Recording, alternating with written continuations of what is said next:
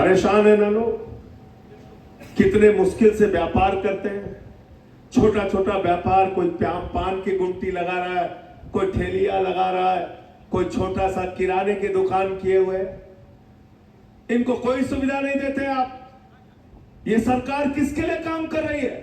Bharatiya Janata party किसके लिए काम कर रही है? मैंने आंकड़ा पढ़ा था देश की संसद में, मेरे भाइयों और बहनों, 16 लाख करोड़ रुपए हिंदुस्तान के चंद पूंजीपतियों का भारतीय जनता पार्टी की सरकार ने माफ किया।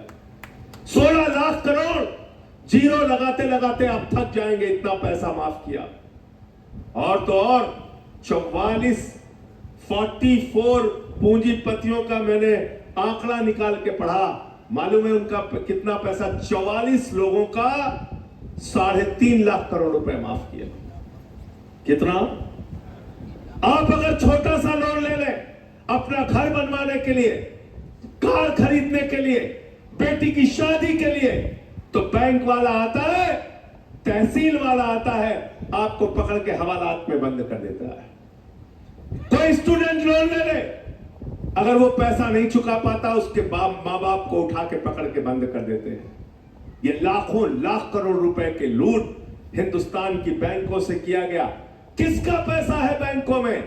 गरीब आदमी का पैसा, मजदूर का, किसान का, माताओं बहनों का, कर्मचारियों का, छोटे व्यापारियों का। ये पैसा उठा के बड़े बड़े पूंजीपतियों को दिया जाता है और आपका पैसा लूट लिया जाता है।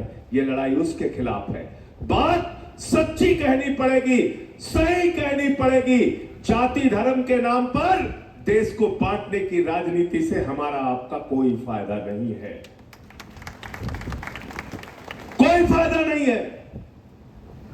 हिंदुस्तान के 2 नेता हैं इस समय, एक प्रधानमंत्री है नरेंद्र मोदी, इसी गुजरात से, दूसरे देश के गृह मंत्री हैं अमित शाह, इसी गुजरात से।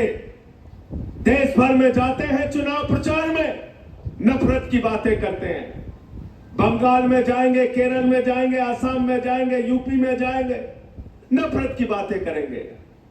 मुझे याद है हमारे यहां यूपी में प्रधानमंत्री गए चुनाव प्रचार में, कहने लगे भाइयों और बहनों, अगर गांव गांव में कब्रिस्तान है तो शमशान होना चाहिए कि नहीं होना चाहिए?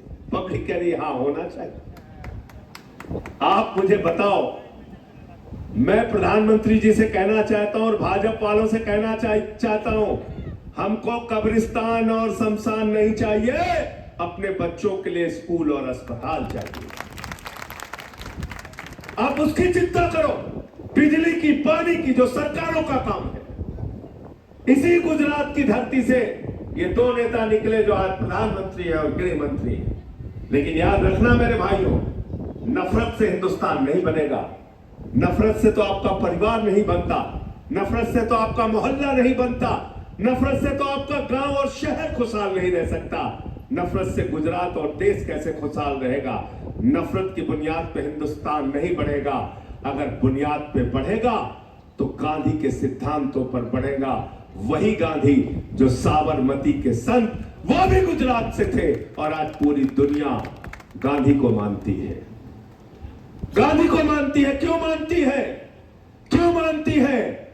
दुनिया के 80 देशों में बापू की प्रतिमा लगी है। क्यों लगी है? क्योंकि पूरी दुनिया को उन्होंने शांति का, अमन का, भाईचारे का संदेश दिया। महात्मा गौतम बुद्ध को पूरी दुनिया क्यों पूजती है? क्योंकि शांति का, अमन का, भाईचारे का संदेश दिया। हमारे रामचरितमानस में क्या लिखा हुआ है? सब नर करहि परस्पर प्रीति। हिंदू धर्म क्या कहता है? वसुधैव कुटुंबकम, पूरा विश्व हमारा परिवार है।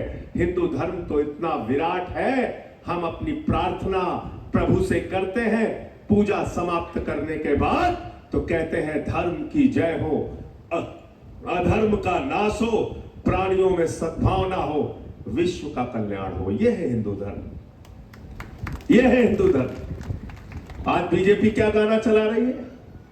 कहते गाना चला रहे अहंकार इनका देखिए, गाना चला रहे, कहते जो राम को लाए हैं हम उनको लाएंगे।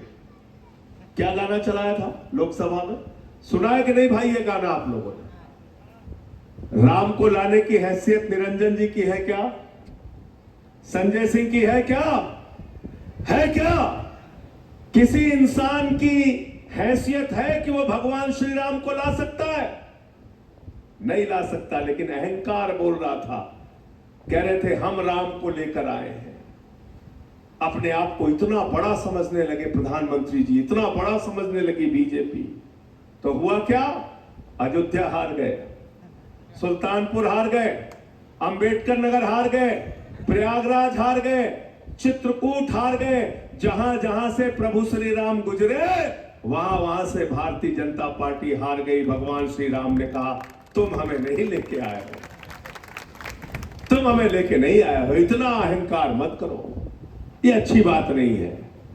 इसलिए आज इस चुनाव के मौके में वार्ड का चुनाव है, लेकिन जिन लोगों ने आपके लिए काम किया है, लड़ाई लड़ी है, हमारा दिल्ली का मॉडल, हमारा पंजाब का मॉडल और गुजरात के अंदर जिस तरह से आम आदमी पार्टी के पीछे पड़े हुए हैं, आज कांग्रेस वाला खड़ा होता है, कहता है झाड़ू वालों को वोट मत देना। बीजेपी वाला खड़ा होता है, कहता है झाड़ू वालों को वोट मत देना। कांग्रेस वाला कहता है बीजेपी को दे देना चलेगा, बीजेपी वाला कहता है कांग्रेस को दे देना चलेगा, झाड़ू वालों को मत देना। क्यों? क्या समस्या है इनकी? समस्या यह है कि जब ये कोई बेईमानी करते हैं तो देश की संसद में खड़े होकर आपका ये भाई इनसे सवाल पूछने की हिम्मत करता है।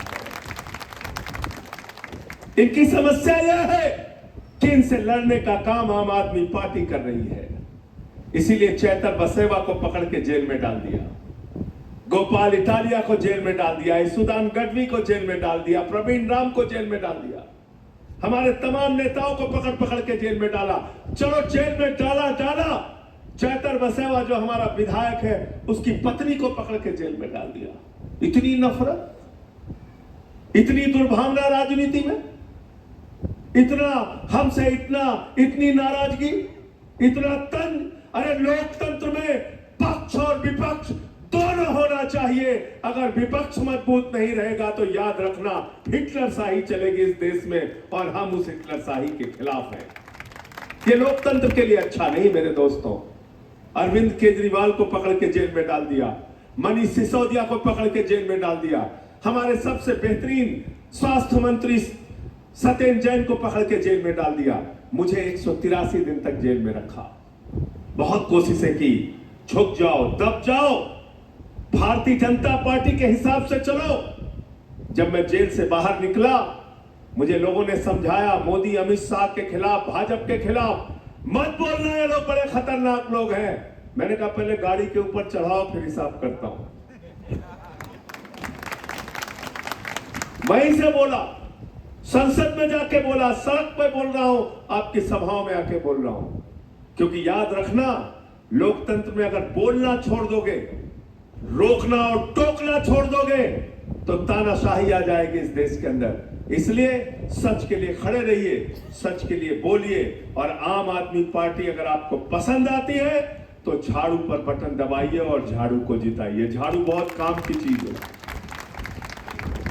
झाड़ू बहुत काम की चीज है। घर की सफाई करनी हो तो क्या चाहिए? जोर से बोलिए। मोहल्ले की सफाई करनी हो तो क्या चाहिए? गुजरात की सफाई करनी हो तो क्या चाहिए? और देश की सफाई करनी हो तो क्या चाहिए?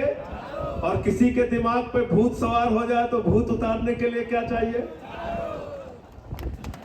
सत्ता पार्टी के दिमाग पे सत्ता का जो भूत सवार है, झाड़ू मार मार के उस भूत को उतारने का काम आप लोग करिएगा। 26 तारीख को झाड़ू की बटन दबाइए, हमारे कैंडिडेट्स को जिताइए।